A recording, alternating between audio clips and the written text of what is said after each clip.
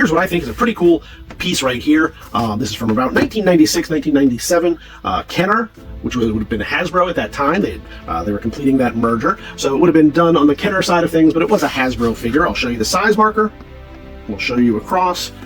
And we'll show you the size of the actual figure itself.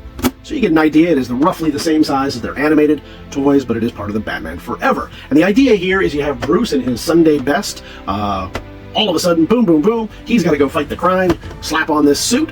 I think it's a neat... Is it a Batman figure? I don't know. But is it a cool figure? Yeah, I think so. That slaps on there. You get these weird spiky things. You get a pretty neat color scheme. Not a Batman color scheme, but a cool one nonetheless. I'll show you over on the back. You can see exactly how it does it. And we'll get a couple of catalog photos. Now, in addition to the catalog photos, which will look more or less just like this, nice and flat, I'm going to show you that you can't see in the catalog, and that's how does the light shine on it. So what does that tell you? Well, if we just held it like this, you wouldn't know there's maybe a little bit of a bend in that card, and there certainly is. So that's why we show it to you in 3D like this, so you can see a little damage to the card right there, but nothing major. Always, these get a little bit bent over. That's just your standard shelf wear, unless you got it straight from the box. That was almost always going to happen.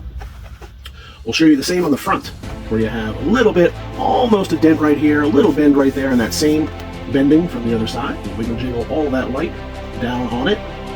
And then, of course, we've left the provenance on. Why? Well, that's part of the history of the toy.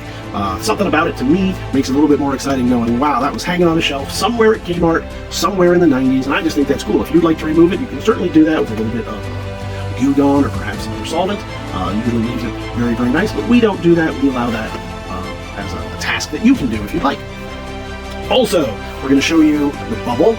I'm not seeing any major discoloration here. Now, what are you seeing? You see right through to yellow on the back card, so that doesn't help you out. That doesn't tell you how bright or unbright or clear it is. It's not a great view right there, but from the top down, I think you can see it the best. This is a pretty clear card. No major...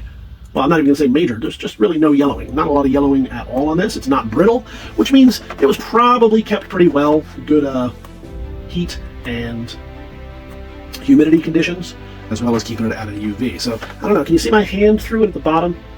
Sometimes that works, sometimes it doesn't, but overall looking pretty good. So that's something that you wouldn't be able to see too well just from the catalog photo, and that's why we show it to you here. So that's going to do it. You're going to get the Bruce Wayne Batman Quick Change Batsuit and Battle Blades from Batman Forever.